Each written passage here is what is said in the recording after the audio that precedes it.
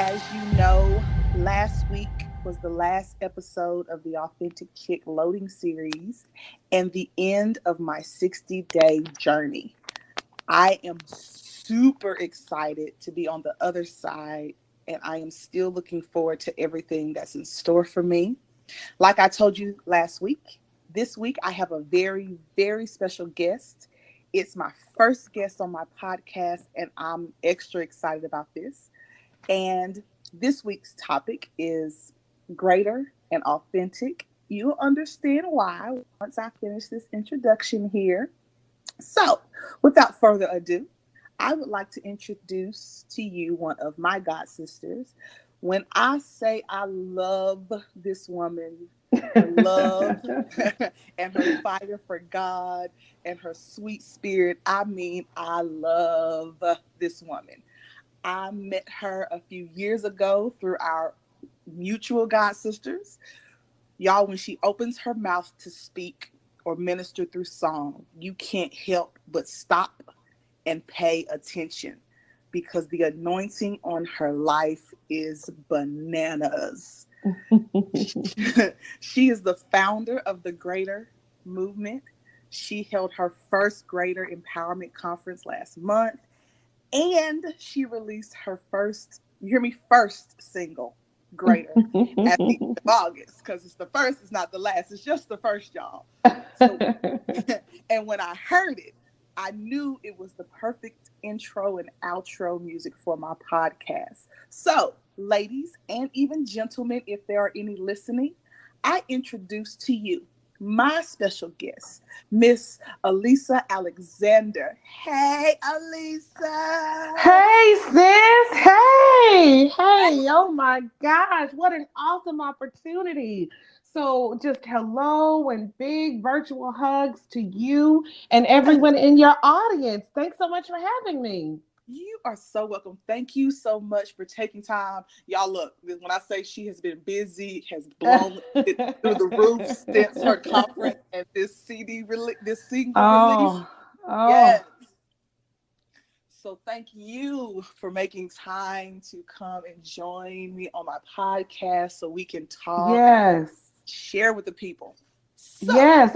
Well, I'm just so glad to be here. I just want to thank you again for inviting me and extending this platform to me. It's a pleasure to be here tonight. Thanks so much. you are so welcome. So for those listeners that don't know you, tell them Yes. tell them about you. Tell them who Alisa Alexander is. Okay, what a great question. Okay, so who am I? I'm a wife, I'm a mom, I'm a psalmist, I'm an education expert. I facilitate education, I organize education, I teach, and I sing. When I think about my gifts, I think my gifts include leadership, organization, music, and teaching. I think all of that kind of encompasses and summarizes what my gifts are.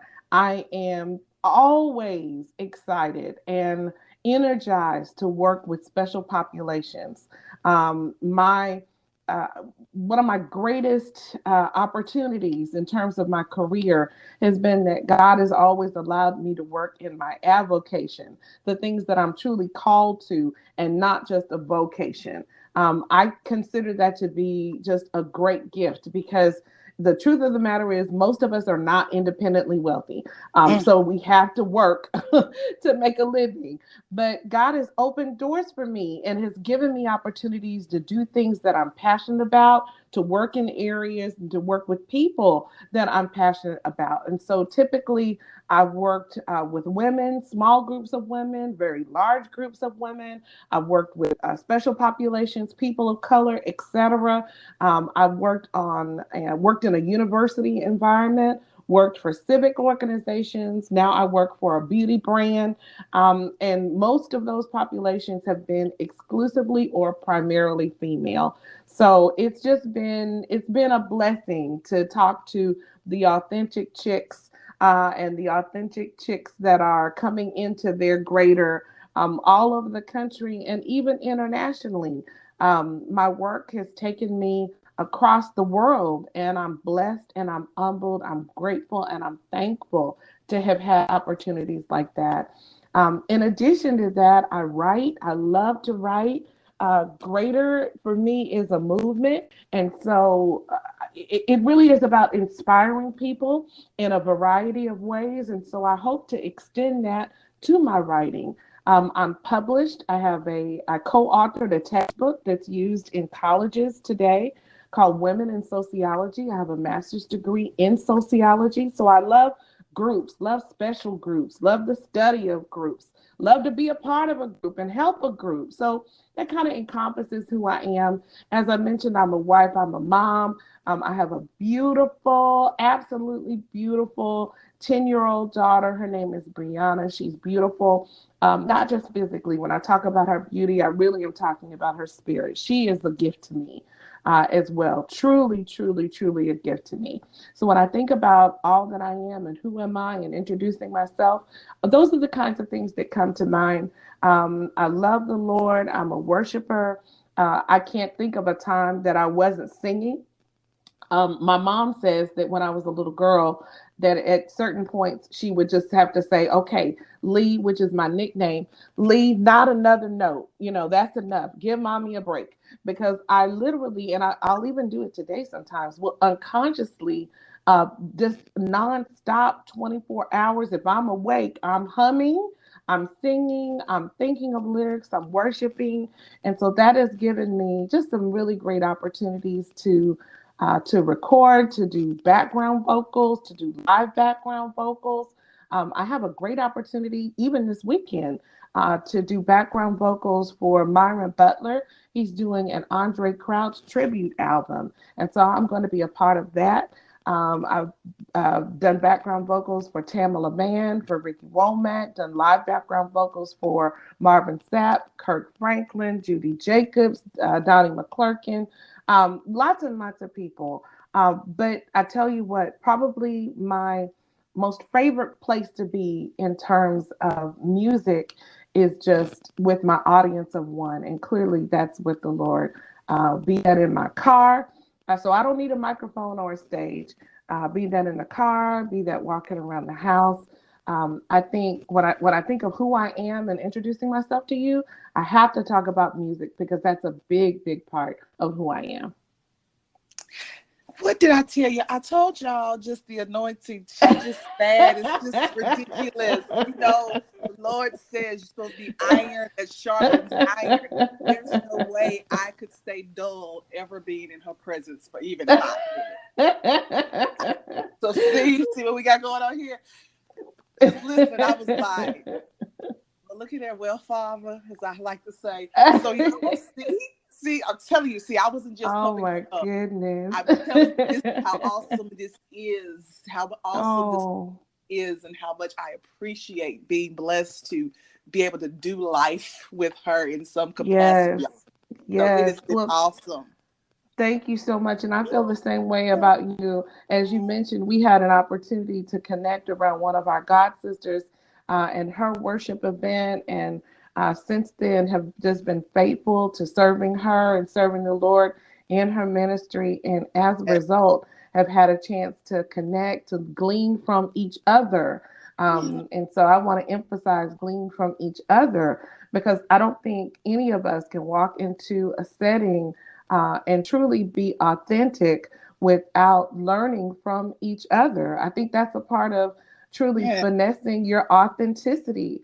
However you come to the setting, whether you come as a headliner, as the background vocalist, whether you come as the stage person, whether you come as a grip, whether you come as, just someone who's enjoying the Lord in the audience, all of us can learn from each other. And honestly, in my travels, I've done a lot of international travel, a lot of travel. In fact, I used to work for a Canadian company, so all across Canada as well, all across the United States. And when I would go into hotels, I would always make sure to connect with the people who were working in the hotel. The people who were setting up the room, the people who were cleaning up the room. And I found that often at the end of the week, while I may have met and had an opportunity to make an impartation with people who had, degrees on top of degrees and status and business cards and titles, sometimes the people who made the biggest impact on me were the people who were serving. So, regardless as to how we enter into a scenario, a setting, all of us, if we open ourselves up, we're learning from each other. And I can say that I've learned from you. I love your graciousness, your humility, your kindness. All of that has been a wonderful example of what it means to be an authentic chick. So I got to tell the audience that she represents you guys well. She represents authenticity well, not just on the podcast, but when she's doing life. Oh, see, look, now this is not the podcast that I'm going to cry now. I've turned into a big ball of mush over the past 60 days, and it doesn't take much anymore to send me over the edge. I appreciate it so very much. I really, really You're do. And welcome. we You're love welcome. it.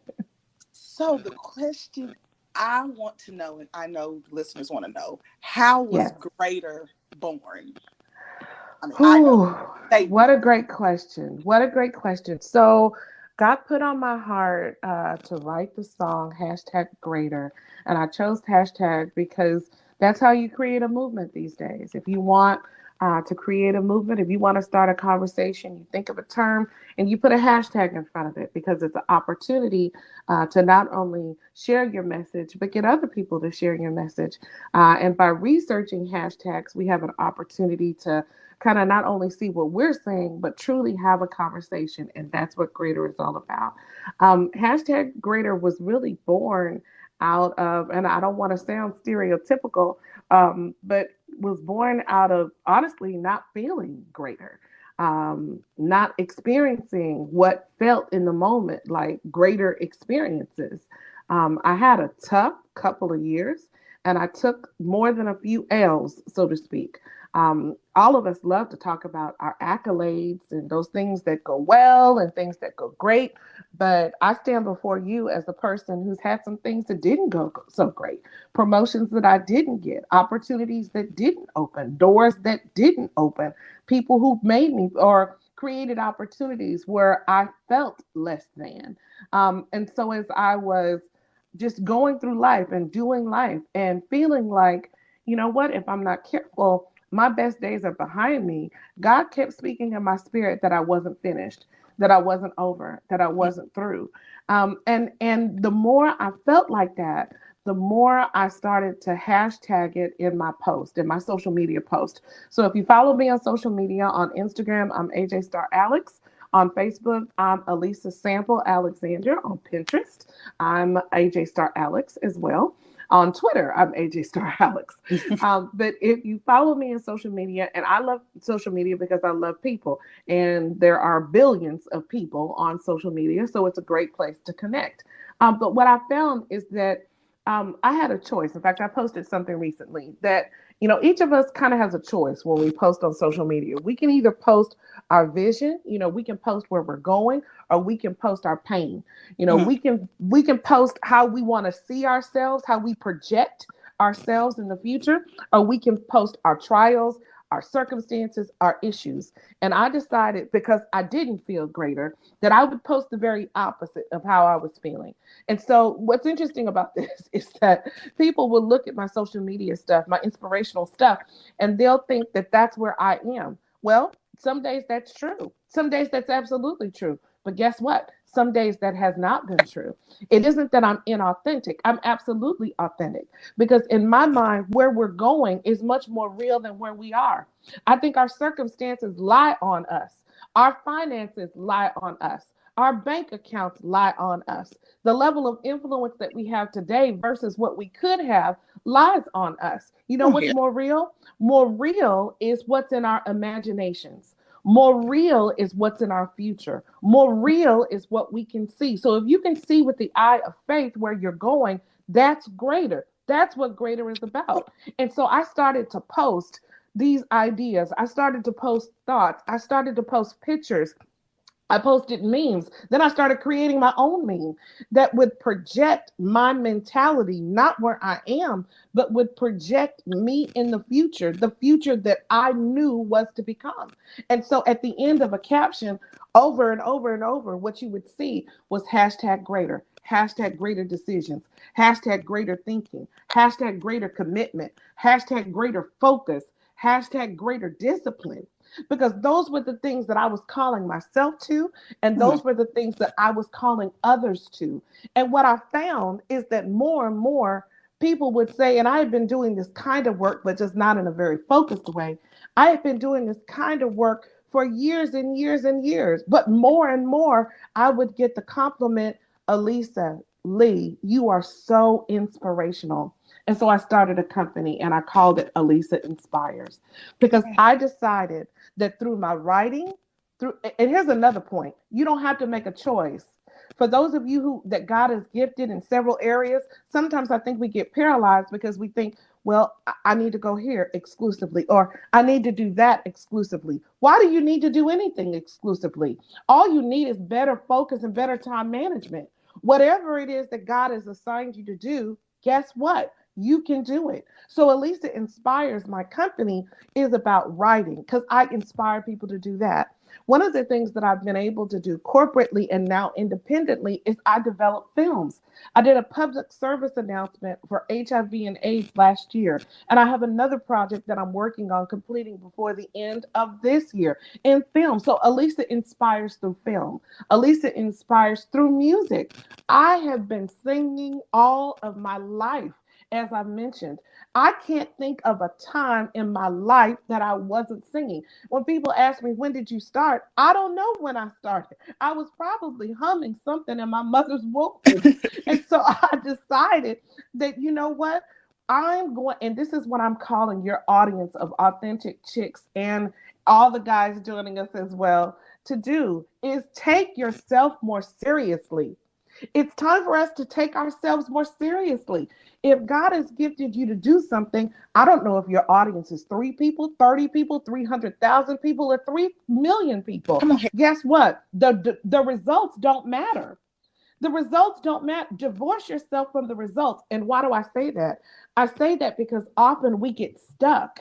We get stuck thinking that if I don't have a super enormous harvest when I get started, why even begin? Guess what? If we change one person's life, 5 people's lives, 30 people's lives, we truly would have made a difference. And guess what I found? The more I step into my greater, the more people truly are inspired, the more God absolutely blows my mind. When I wrote Greater the song, I wasn't in a great place. Now, the rhythm of the song, the beat of the song, and thank God for Marcus Davis. Yes. I thank God. Marcus Davis is my producer. And so I sang the song to him. I was on a plane and I was feeling very small, very, very, very small.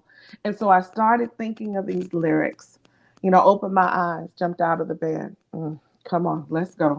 Mm-hmm. Feeling the weight of the world on my shoulders, on my shoulders. Okay, shake it off, get in the flow. I'm stressing. Oh, I'm absolutely stressing, but I'm dressing. But I'm wrapped up. I'm dressing not just in my clothes, I'm wrapped up in His will. Mercy said, He loves you. You may not feel love today, Lee, but He loves you. And Grace, Mercy's partner, said, clap back.